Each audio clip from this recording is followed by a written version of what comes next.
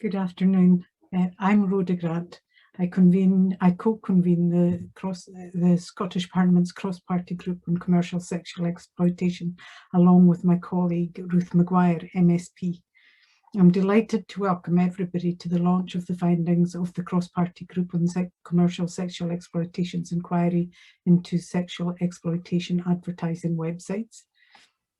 Sexual exploitation advertising websites are commercial websites dedicated solely or partly to advertising individuals for prostitution. Our cross-party group launched an inquiry into these websites in response to mounting reports of commercial advertising websites being used to facilitate sexual exploitation and sex trafficking in Scotland. The purpose of the inquiry was to establish the role these websites play in facilitating sex trafficking and sexual exploitation, to identify what action the Scottish Government should take in response.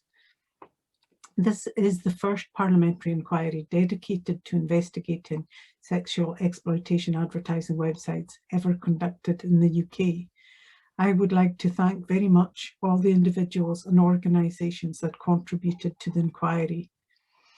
A variety of arguments and a wide range of evidence was presented to the inquiry, and we thank everybody who contributed. At today's event, we'll present the key findings of the inquiry and our recommendations to policymakers and law enforcement bodies.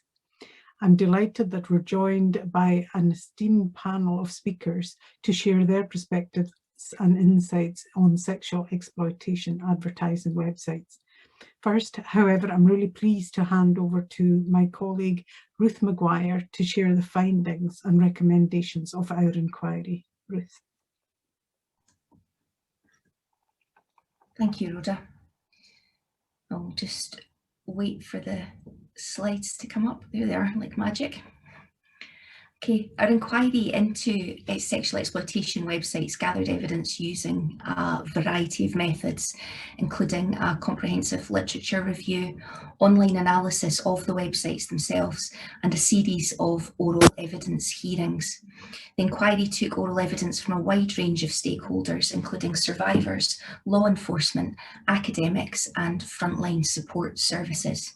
I think it's important to note at the outset that 3 leading sexual exploitation advertising websites were invited to give oral evidence to our inquiry and be questioned by members of the Scottish Parliament. They all refused. So moving on to the main findings of our inquiry.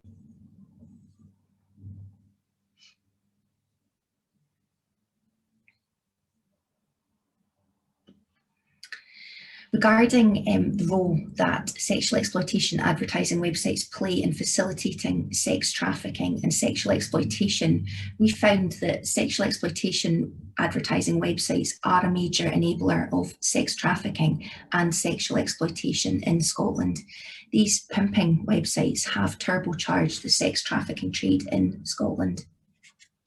A few highly lucrative pimping websites dominate the online sex trade, attracting by far the most visitors to their sites.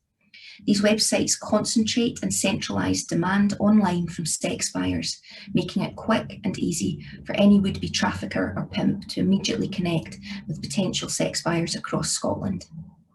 This online concentration of demand is key to why these websites are such a powerful enabler of sex trafficking and sexual exploitation.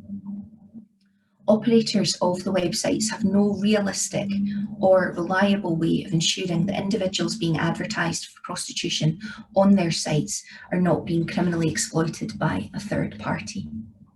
There may be very clear and obvious signs on these sites that an individual is being exploited.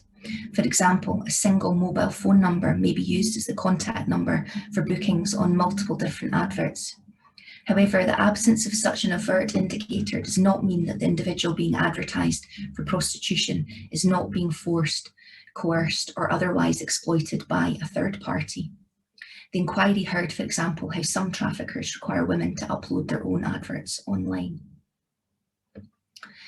Sexual exploitation advertising websites do not just happen to have prostitution adverts posted on their sites. They provide a standardised form for advertisers to complete specifically for this purpose. They know what they're doing and they are doing it for profit. Websites typically openly display the phone numbers of women being advertised on their sites. Anyone who visits the websites can freely access these phone numbers while remaining anonymous.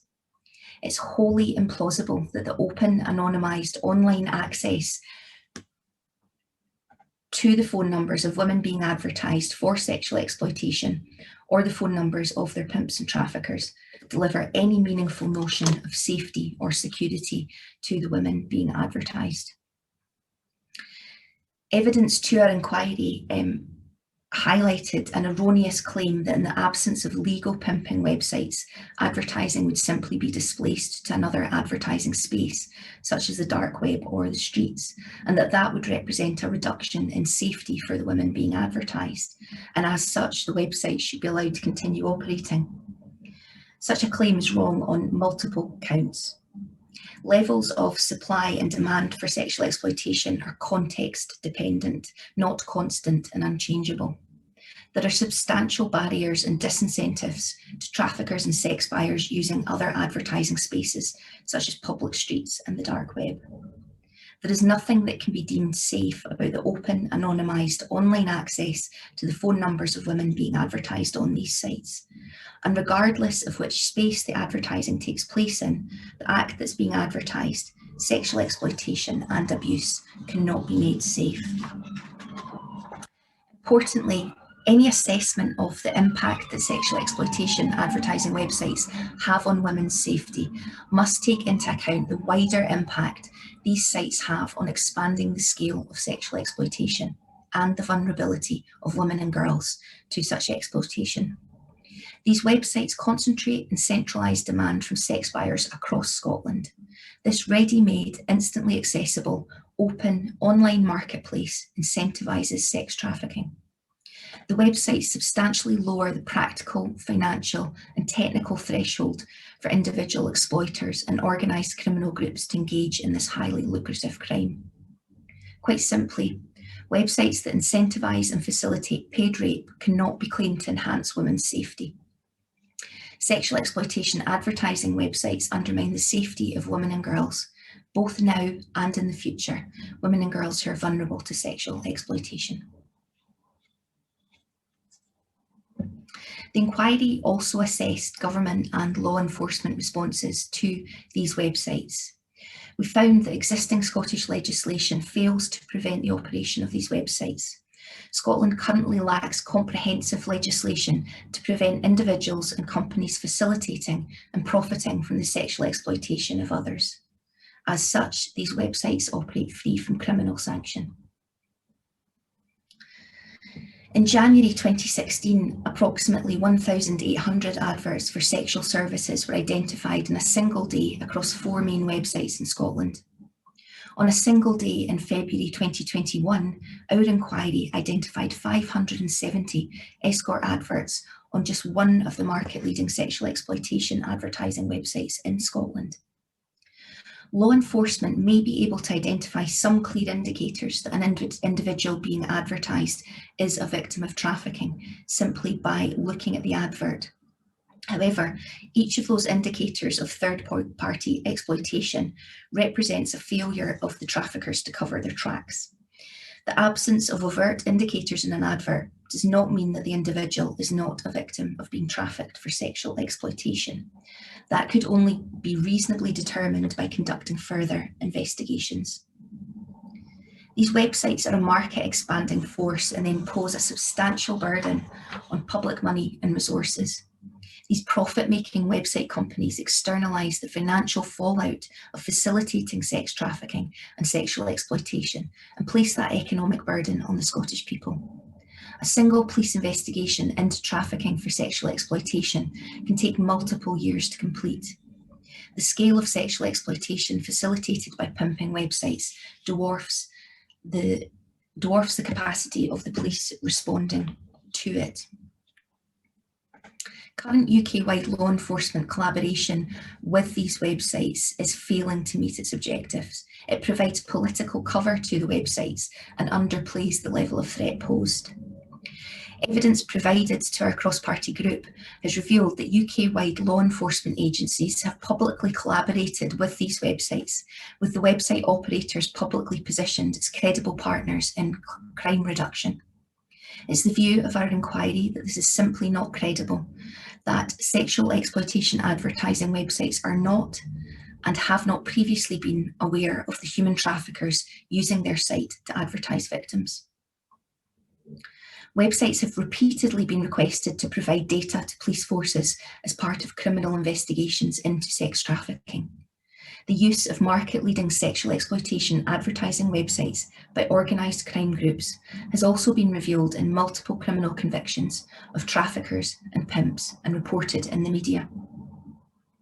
Despite the UK-wide law enforcement approach of working closely with these websites over multiple years, those same websites continue to be a common tool used by sex traffickers to advertise their victims to sex buyers in Scotland and across the UK. And the websites are failing even to proactively contact Police Scotland's National Human Trafficking Unit about potential criminal activity. However, these websites have been able to leverage UK policing's stated approach of working closely with them for political purposes. For example, Adult Work has stated in the press, Adult Work are already at the forefront in the battle against exploitation and viewed by the UK Home Office, anti-trafficking units and law enforcement agencies as being very much part of the solution and not the problem. And as such, will continue to oppose any change to the legislation and work closely with our partners within the industry to ensure the voice of reason is heard. Escort Scotland have also been quoted in the media saying, as acknowledged by UK law enforcement, adult services websites like escortscotland.com can be important partners in combating trafficking. It's the view of this inquiry that the UK-wide policing approach of publicly collaborating with sexual exploitation advertising websites and positioning the websites as credible partners in crime reduction is ill-founded and counterproductive, and represents a disturbing complacency towards the sexual exploitation and abuse being facilitated by these websites.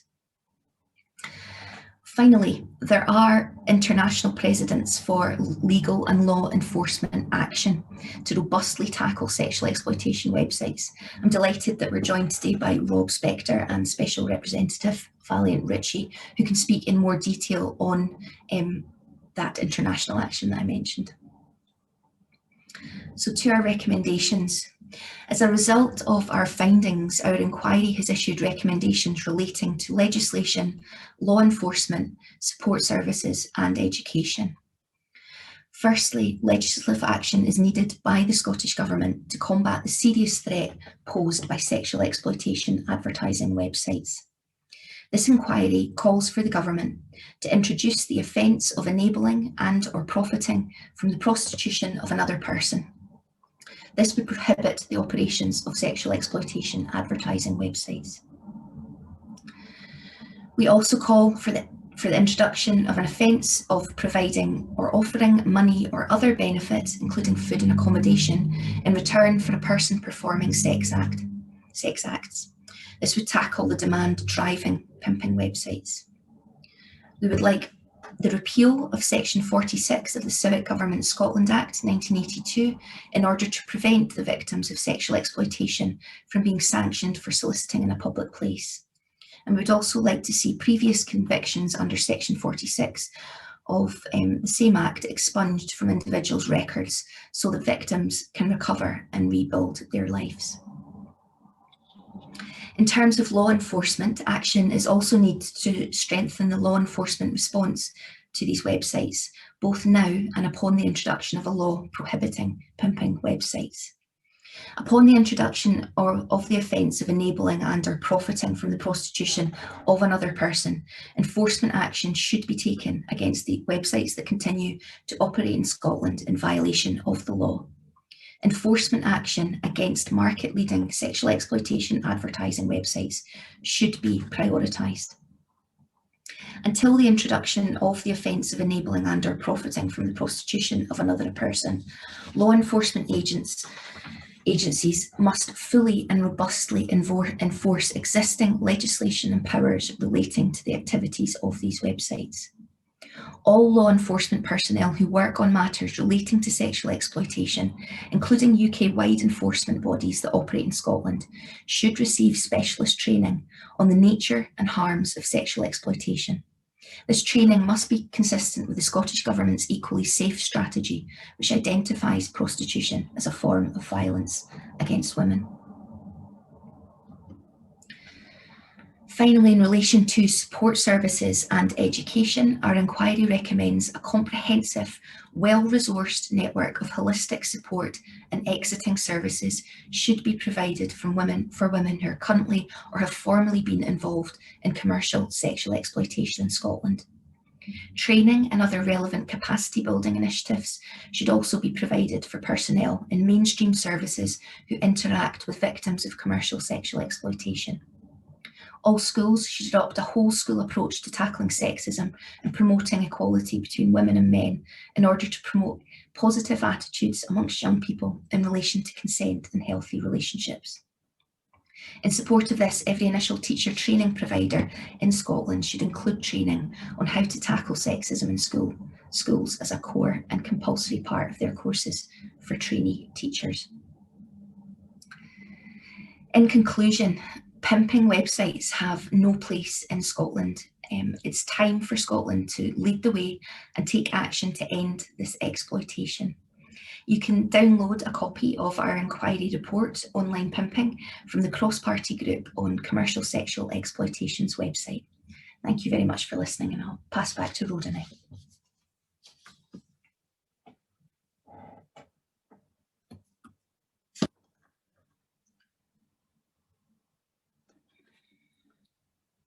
Rhoda, you're muted. I knew it would be me. I pressed unmute and that didn't work. Apologies. Thank you, Ruth. I think that was a really good run through what is quite a comprehensive report. So I would urge people to read that for themselves.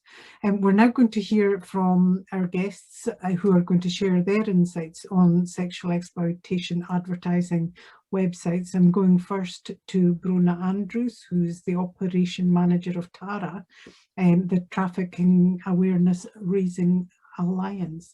Brona. Okay, thanks, Rhoda. I'd like to start by saying thank you very much to the cross-party group for asking me to speak this afternoon.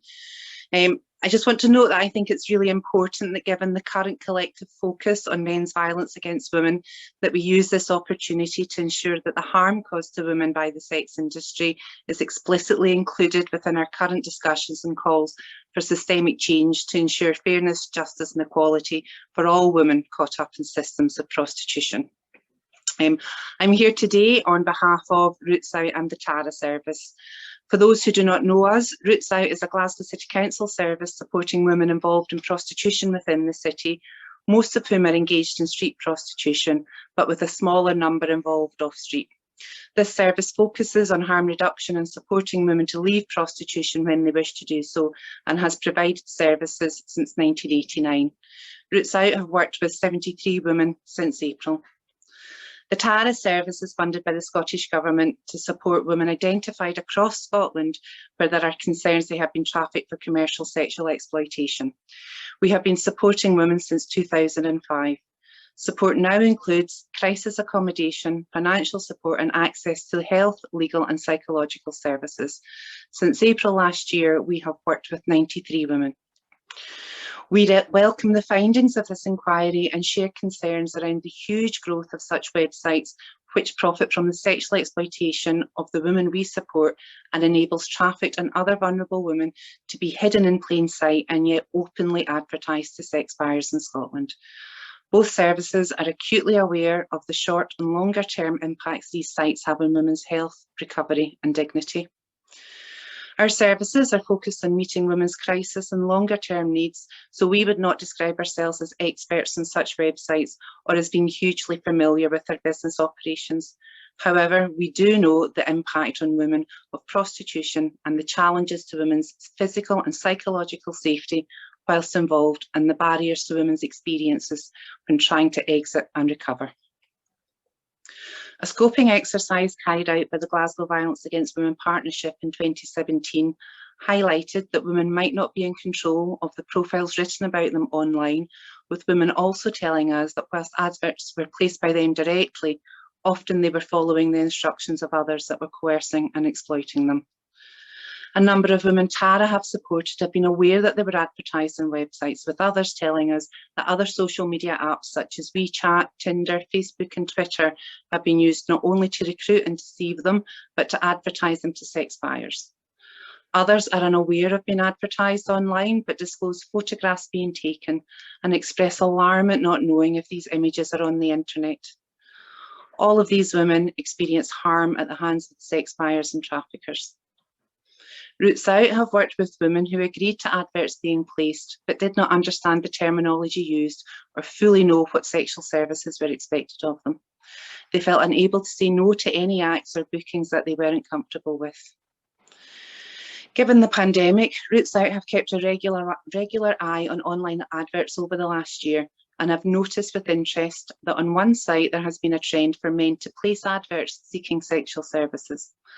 Last week on this site, 33 men posted seeking sex acts compared to 3 women advertising sexual services.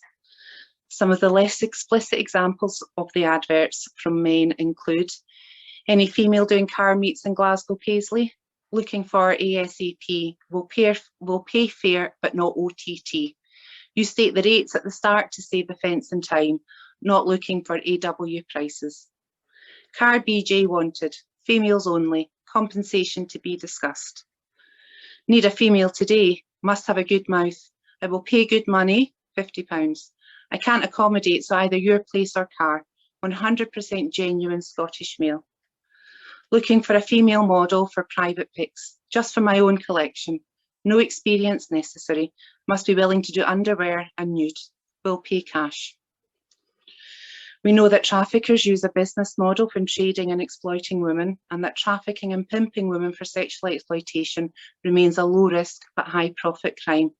A very rough, basically back of an envelope calculation, which was conservatively done based on the 93 women that Tara have supported this year, indicates that if they were each sexually exploited for 12 months, then sex buyers would have spent just over £7.25 million. For trafficked women, this money goes directly into the hands of the perpetrators. We support all efforts to disrupt and shrink the market, and whilst the other speakers today are the experts, it is clear to us that by minimising advertising income and therefore the appeal for third-party websites, it will make it harder for traffickers to profit from this demand. Traffickers need to connect women with sex buyers, so we need to place as many barriers in their way as possible. Facilitating easier access to women has arguably created an increase in profits for perpetrators. There is a reason that Scotland is a destination country for organised crime groups and opportunistic individuals. We need to create a hostile environment, but one that is not exclusively focused on our criminal justice response. One of the main reasons for involvement or being trafficked into the sex industry is poverty, including debts being exploited by third parties as a grooming or coercion tool. What both Tara and Roots Out know is that the women we support rarely, if ever, have any money or savings. As I said earlier, nearly all of the women that our services support come to us in destitution with limited to no financial resources.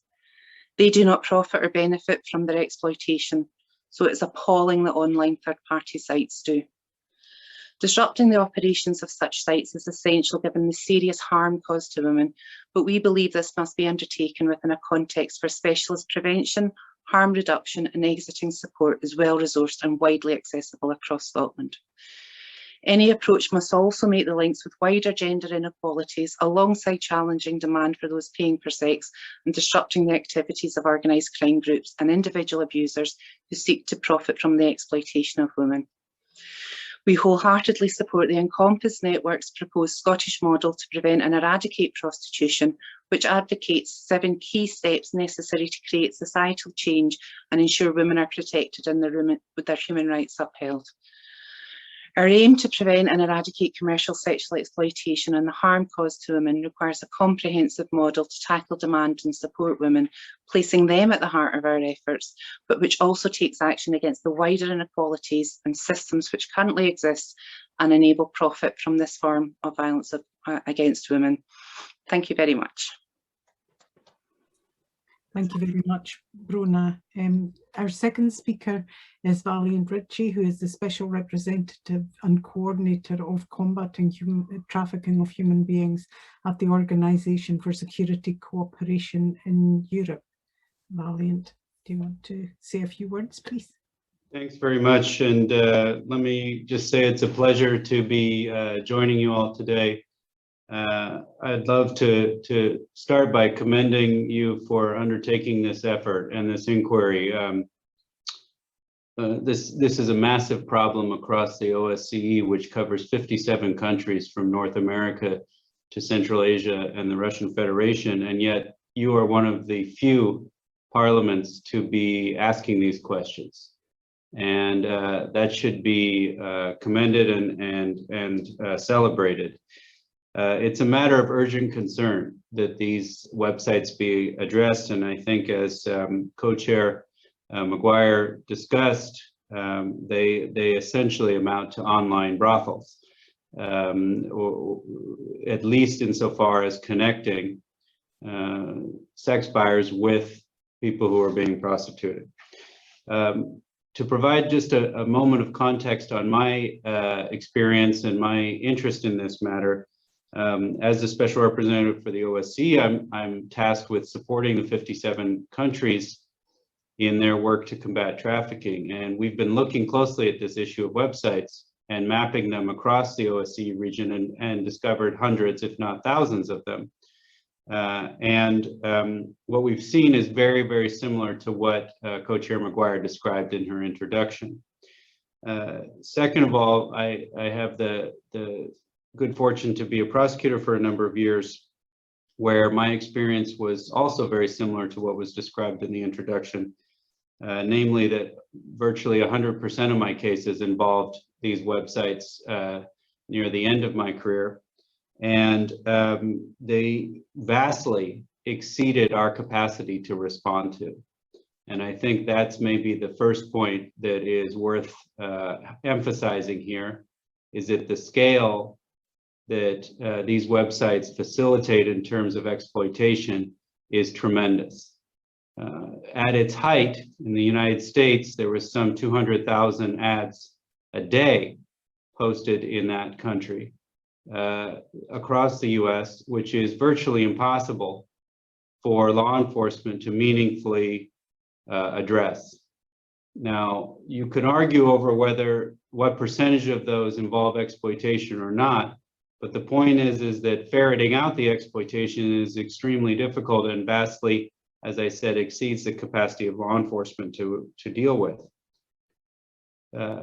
What we have seen is an exponential growth of these websites over the last few years. And that's a second problem, because there haven't been any initiatives to try to slow that down, with the exception of a few countries, including the United States, which adopted a law to address these websites. Israel has done the same, and a few others sprinkled around. But for the most part, they've gone unaddressed. What I think, in addition to the problem of scalability, the second problem is one that co-chair Mcguire also highlighted, which is the complete lack of safeguards. Some of these websites claim that they have monitors, but our experience in the United States with some of the biggest market leading websites was that the number of monitors and the quality of monitoring was basically worthless. The result being that children and exploited adults trafficked adults were on those sites all the time. And again, law enforcement just couldn't keep up with the volume of the problem. That monitoring function that is claimed by these sites is not a safeguard that has any value at all in preventing the problem. The third issue is that this scale increase is so much larger than the value that this provides to police. And I'm really delighted that Co-Chair Mcguire mentioned this problem, because we hear sometimes from the police that these websites are of value because it tells them where to go and what to look for, and they can get good evidence. All that's true. But the problem is that their ability to respond to this volume is so limited, and the value to traffickers is so much greater that the problem is worse if you allow the websites than if you don't. We know this because survivors have told us this by outlining how frequently they are sold on these sites compared to how they were sold prior to the internet. We also know it because despite law enforcement presence on these sites, the traffickers still go there. So clearly there's a value to them. And we know this also by listening to the traffickers. Just a few days ago, I was reading a report where a trafficker was talking about these websites being the most useful thing that ever came along for his business, because he can sell more women, more girls, more often than he ever could on the street. And as we just heard from Ms. Andrews, the harm then is amplified in an exponential way, which leads to even more trauma and distress for trafficked individuals. So let me talk about, just briefly to conclude, a couple solutions which are very much in line with the recommendations that were just mentioned a few moments ago. The first is there needs to be a lot more training of law enforcement on how to deal with these websites. Even in countries where they're aware, they're mostly fumbling their work on these websites by trying to negotiate with the websites for evidence, by waiting for phone calls about possible victims. This is not the way to go. They need to be proactive, they need to be mapping the landscape, and they need to be conducting operations regularly if they want to try to get a grip on the problem and provide just a little bit of risk on these websites. The second is much more prevention work related to the websites. And here I hope that Rob will talk a little bit about this when he speaks, but there's a lot of work that can be done with technology to try to disrupt and deter the demand side on these websites, including counter messaging, chatbots, and so forth, which can provide a lot of amplification of the law enforcement effort. But third, and ultimately, it's going to come down to a need for policy solutions. And the policy solutions could go two directions. One is that somebody develops an age and consent verification mechanism. The current model right now is that you can allow any material on there until somebody decides or discovers that it's illegal and harmful, and then the goal is to take it off. That is not the way to go in an industry that is just rife with risk. The way that you have to approach these websites is to not allow the content unless it can be confirmed that it is not exploitation. That is a much more safe way for survivors and for trafficking victims than to just simply default to allowing everything until somebody complains, which is the current model. Now, interestingly enough, this winter in the United States, one such age and consent verification bill was introduced. It's still being considered, but it could be a possible model for consideration in the future. The second, much more likely option for policy action is to prohibit third-party advertising online of prostitution. This is the approach that was taken by a different law in the United States, and within days decimated the online market. It fractured it, websites closed down immediately. This is the way to disrupt that market in a significant way. However, if such a policy is considered, I would also follow very closely with the recommendations from Co-Chair Mcguire for robust services for those exiting prostitution to ensure that they have the support and access to assistance that they need. Finally, I think the last suggestion that I have is the one that was mentioned, which is to robustly and intentionally develop a strategy to combat demand. This is not happening in most countries, even though under the Palermo Protocol, to which there are 178 signatories, all countries that signed are required to address demand. So I think that this is maybe the longer term strategy for countries as they try to deal with this problem. I'll stop there. Thank you so much for the opportunity to speak, and thank you again for your work on this important issue. Thank you very much. And that covered a huge amount of ground, so I'm really grateful for that. Our third speaker is Diane Martin Cbe. Diane is a survivor and accident practitioner. In 2013, she was awarded a CBE for services to vulnerable women in prostitution. Diane.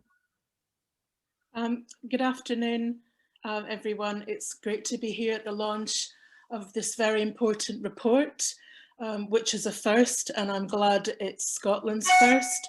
I want to see a lot of other firsts that we can do as Scotland and take forward. And it's great to be in the company of colleagues working tirelessly to tackle sexual exploitation, who are on the panel, but also joining us via Zoom. Yes, my name is Diane, and in my late teens, I was exploited in London at the supposed high-class end of prostitution, and then trafficked to a prostitution in the Middle East. For the last 25 years, I've had the great honour and delight of supporting women to exit prostitution and provide specialist services and develop policy. As many of you will be aware, experts in this field state that sexual exploitation and sex trafficking in Scotland is at epidemic proportions. The UK's Joint Slavery and Trafficking Analysis Centre has said that adult service websites represent the most significant enabler of sexual exploitation in the UK. And that was the kind of board that, you know, was kind of leapt off into this report that is being launched today as a response to that. These websites, as we know, are facilitating this abuse. They are currently operating freely, and it's extremely lucrative. Profiteers and pimps and organised crime groups have used these websites to create a mainstream market to sell women for sex, to commodify them as products. It is beyond naive to think that these website facilitators, I call them pimp websites, are unaware of what is being facilitated, which is sexual exploitation on a grand scale. Trafficking and pimping, as we all know, is big business. And not only do these websites facilitate that, they incentivize that, and they make it easy. They are encouraging violence against women. And for wider society, they perpetuate harmful stereotypes and gender inequality. Now, so those providing the websites, their hands are not clean, no matter how much they hold them up in defence and say, we're just helping A connect with B. Their hands are not clean. They're a key part of the supply chain, connecting traffickers with sex buyers. And we know that sex buyers and the demand is what fuels the industry. Now, traffickers are willing to take big risks because of the sizable profits, but they also want to reduce risks where they can so that their crimes can carry on and uninterrupted. They want it to be as easy as is possible for them. Evidence shows, and we know that, they will favour operating in countries where the demand is not tackled by the criminal justice system. So currently the UK and obviously Scotland currently is good for organised crime, and that's a situation we want to change. Now, while we've had a policy in Scotland for 10 years that prostitution is violence against women and girls, which it is, and which is a fantastic policy that we're rightly very proud of, we need that policy to be enacted in a very real, tangible way for those very women and girls. And we need that policy backed up with end demand legislation that puts the criminal focus on traffickers pimps, facilitators and sex buyers. We also know that most of the women advertised on these websites in the UK are not British nationals. Many of them are trafficked from overseas. Some are tricked and don't know what they're coming to. Others who've already been groomed or sexually exploited may know about the prostitution, but I'm sure not the reality of what they are going to experience when they get here. We also heard at the Romanian summit that we held recently that traffickers are increasingly targeting vulnerable women already in prostitution, as they believe this affords them protection, and that the women knew what they were coming for, and they see that as some kind of a defence, which of course it's not. We also heard that of the Romanian women interviewed by their by Romanian colleagues, by Romanian professionals supporting them, that 83% of those women said they wanted to exit prostitution, and that 60% would not describe it as a job or tell someone else to get involved. And I just want to say that at the nexus of prostitution and trafficking, we see the same abuse and the same trauma. That is why we cannot continue to have these false separations of it's safe here, it's dangerous over there, but it's a job here, but over here it's exploitation. Whether you were born here and have got involved in selling sex to survive or by coercion, or whether you've been trafficked from another country, the abuse feels the same. The human rights violations are the same. And we have a duty of care to fight for and help all women who are victims of commercial sexual exploitation in Scotland. So whether you were born in Bucharest or like me in Dundee, we will fight for you and we will support you. As the Scottish Government rightly states, prostitution is violence against women and girls, and no human being is for sale. It's been touched on already, and you can see in more detail in the report about it being a myth that you can make it safe. You cannot make it safer, and we always hear the same tired old arguments coming up anytime we're trying to discuss tackling demand or the facilitation of that demand. They'll say it will drive everything to the dark web and it will clear out all the good sex buyers and leave the dangerous ones. It won't. The myth of the good punter is just that, it's a myth. We know that Steve Wright was described as a regular, a good guy, known by many women in Ipswich, and being a regular didn't stop him from murdering 5 of them. They will say we won't be able to vet sex buyers. You can't vet them now. On these websites, age verification is optional, and the most you might get is a name or an email address. They say women can report abuse. Great. So when someone's tried to choke you or has raped you, you can report it. Great. Again, this highlights why it does not work. What employer would state that you could only report violence retrospectively? Ruth has already touched on the collaboration of law enforcement with the website providers and how they've used this for leverage and legitimacy. And I felt very strongly when I read the report about that, and I also wanted to touch on that because it is just beyond unacceptable, and I think it bears repeating a number of times. These websites are key enablers. Don't give them credibility. They know what they're involved in. And our NCA don't ask them for data because they say it would be intrusive. Well, I say to that, let them experience prostitution firsthand and find out exactly what intrusive really means at its most extreme and in this context. We see that far from regulating themselves or reporting anything to the police, when through Viva Street, when one trafficker spent £25,000, it wasn't reported to the police. They got in contact with him and gave him an account manager. When challenged in the public domain, they lift up this collaboration with the police as a banner of legitimacy. So don't work with them and give them credibility. Instead, work with Police Scotland's National Human Trafficking Unit about potential criminal activity. something must be done and something can be done. And we've heard of examples, we've heard of what France have done, we've seen what the United States have done. So we've got a precedent for being able to take this forward. Now, in the 80s, when I was exploited through prostitution, the people I was with, they had the highest level of technology that was available then and that wasn't even available to the public. But it was the 80s, so that when I got out, even though I worried for a while whether there were photographs of me or a video of me, after a number of years, I didn't worry about it anymore, because I think now all it would be some grainy VHS tape that would probably be very hard to even recognize me if I was in it. But I've spoken to hundreds of women, and I can't underestimate the trauma I've heard, the fact that we've got social media, data that can be spread rapidly, data that just simply does not disappear. And that is a horrific thing to have to live with. And we need to do all we can to support women who have been victims in this way. It's not a fantasy. We talk about the virtual world as if it's not real.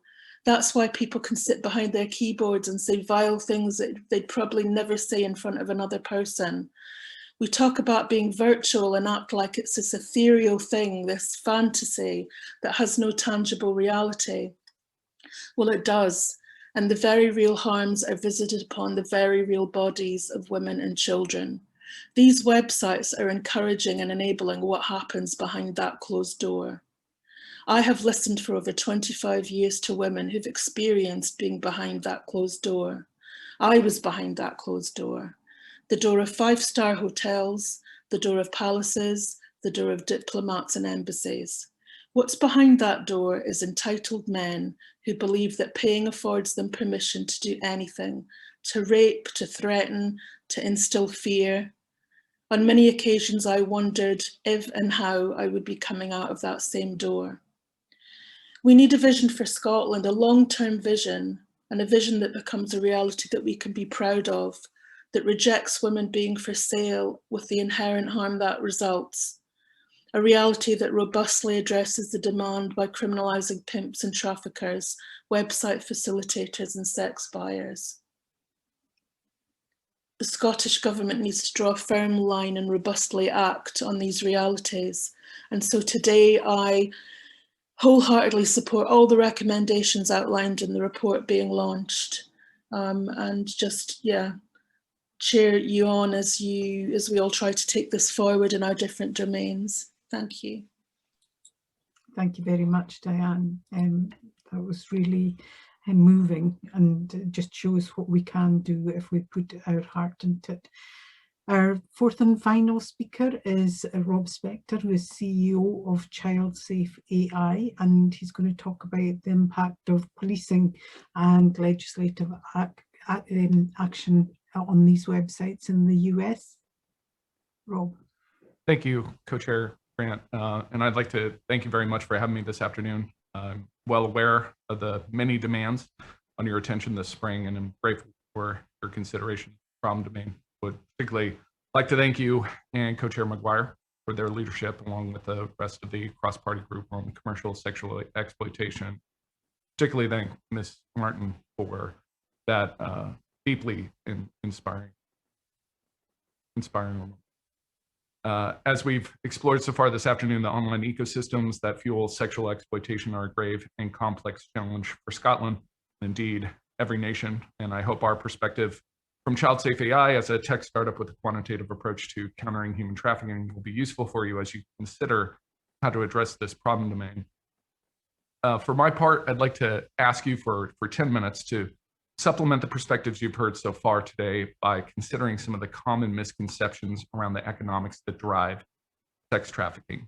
Many unfamiliar with this problem domain might assume that sex trafficking is a sex crime, and it is not. It is an economic crime of opportunity.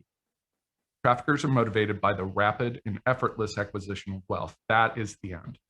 The means is commoditizing the vulnerability of our youth. That vulnerability is so commoditized by connecting vulnerable kids with buyers purchasing sex for profit, often online. And it's important to understand how vast that profit is. A misconception we often hear is that the money involved in this illicit economy is less than other illicit economies like narcotics or weapons or counterfeit goods. The International Labor Organization's estimate is that $99 billion a year in profit, not revenue, profit is made per year from sex trafficking. For reference, you would have to combine the annual profit from Apple, Microsoft, Google, IBM, Cisco, General Electric, Disney, Boeing, Coca-Cola, and Toyota, and you still would not equal the profit of sex trafficking globally. You'd have to add the net transfer spend on players for both Chelsea and Manchester United for the past 20 years to eclipse the amount of profit sex trafficking generates. There's no buying supply in sex trafficking. You compel it through force, fraud, and coercion. When you sell a kilo of cocaine, eventually you run out of cocaine and you have to buy more. A victim of human trafficking is monetized again and again and again without end. Another misconception is that the commercial sex market is symmetric like other illicit markets, and it is not. As one study cited in the inquiry reveals, substantially more men want to buy sex than women want to sell sex. Indeed, the number of women who want to sell sex remains constant regardless of whatever public policy or law enforcement strategy is regulating. Whether commercial sex is illegal or illegal, whether a commercial sex provider is arrested 1 time or 20 times, there's no appreciable impact on the amount of supply. There are only 3 factors that cause meaningful changes in the supply for commercial sex. 1, poverty, 2, natural disaster, or 3, open warfare. No public or law enforcement policy has demonstrated meaningful change to the amount of supply. Both are, however, governing dynamics for the demand. And as the current scholarship finds, the legalization status of purchase of sex, the perceived risk of arrest or personal harm, the accessibility of supply, ease of transaction, and price all have profound influence on the decision to purchase sex. These are retail purchases affected by retail dynamics in stark contrast to the supply. So when it is legal to buy, when there is no risk of arrest, and all the available supply is on a 24-hour website where all one needs to do is send a text message in order to transact, the number of men willing to buy sex rises. I had a harder time buying toothbrushes on Amazon this week than a sex buyer has in Scotland right now. The difference between commercial sex and narcotics or weapons or counterfeit goods is when the demand rises, the supply does not. More men wanting to buy sex does not attract more women who want to sell it. That economic asymmetry is fundamental to the business proposition of sex trafficking. An analogy often made here in the United States is that with the sudden change in the public policy and law enforcement strategies around marijuana, when an extrinsic regulatory event like legalization suddenly creates millions more marijuana consumers, producers just grow more marijuana. But you can't grow more commercial sex providers. However, with the right economic incentive, this dramatic asymmetry between 2 sides of the market, a hardened criminal element will forcibly acquire the supply. And what that looks like was powerfully and courageously articulated by Ms. Martin earlier. If you're going to combat a horrific criminal enterprise fueled by macroeconomics, these vast and stark, you have to use a macroeconomic approach. You have to do something about the distribution, and you have to do something about the demand. The distribution in this case, like the rest of the global economy, is online. These websites These websites are what traffickers leverage to connect to buyers, and they are vital to the attractiveness of the business model. These websites represent low startup cost. There's no buying a kilo of Coke for 20,000 pounds. Just a SIM card and an ad will net you 10 transactions a day. They represent ultra cheap marketing. Ads can be as low as £5 or they can be as high as 1,300 pounds, cheaper than classified advertising in phone books or periodicals. They represent convenience, no peddling contraband on street corners. In fact, with the right language in the ad, the buyers literally come to you. And they represent market access. In 2021, these websites are where all the sex buyers go. In 2018, the United States made a meaningful attempt at disrupting that distribution of these websites. The first piece was a law enforcement action seizing the market-leading advertising site called Backpage.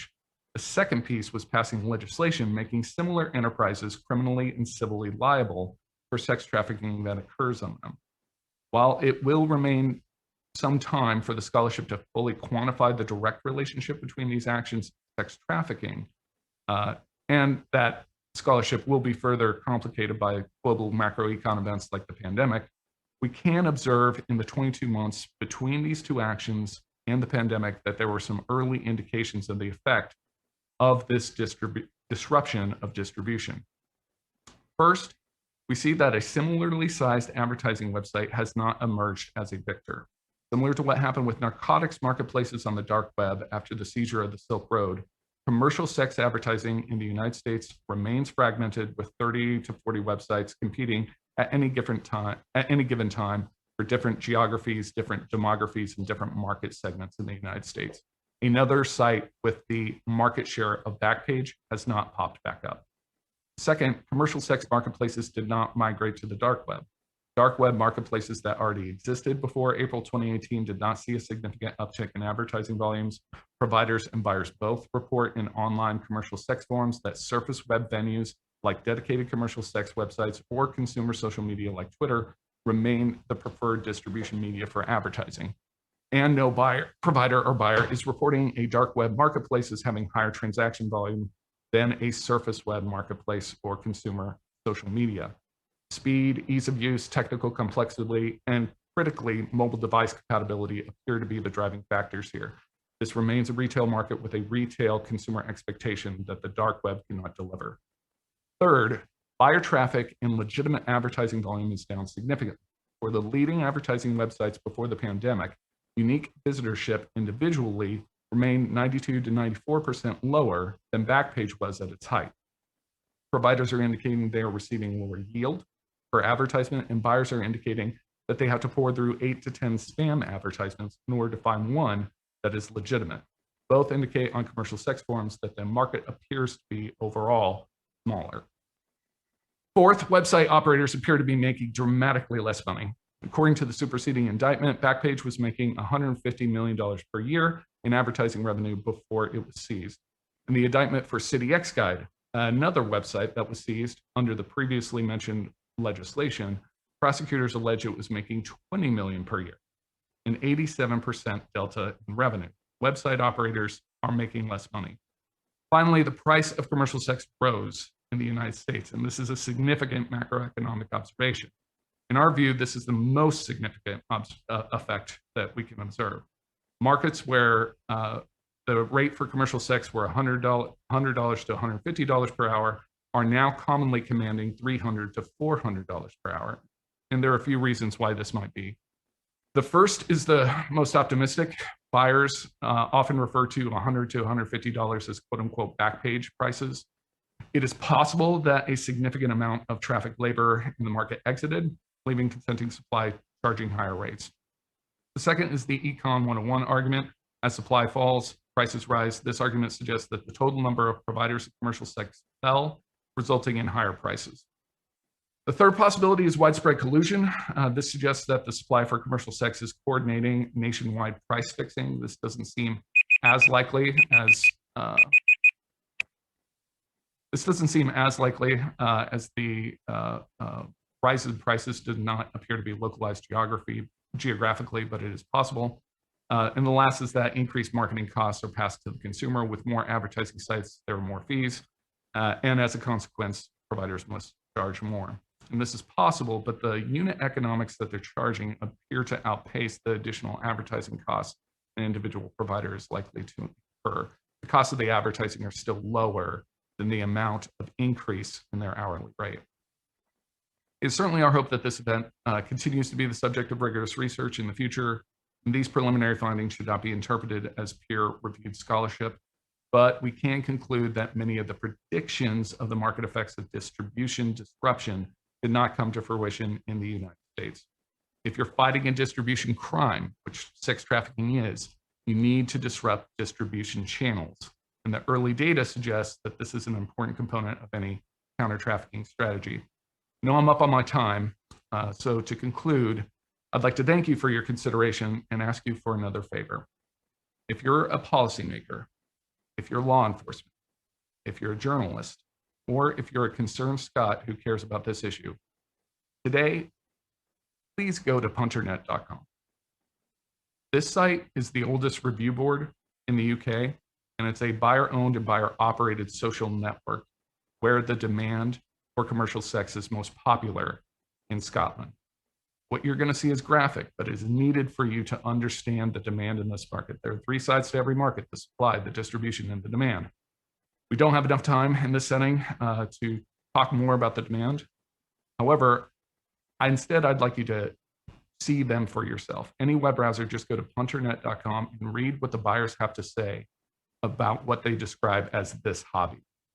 I think it will illuminate the dynamics that govern their purchase decisions. And by way of encouragement, I'd like to conclude with a quotation from a similar forum in the United States following a sex trafficking bust that made the news in a local market.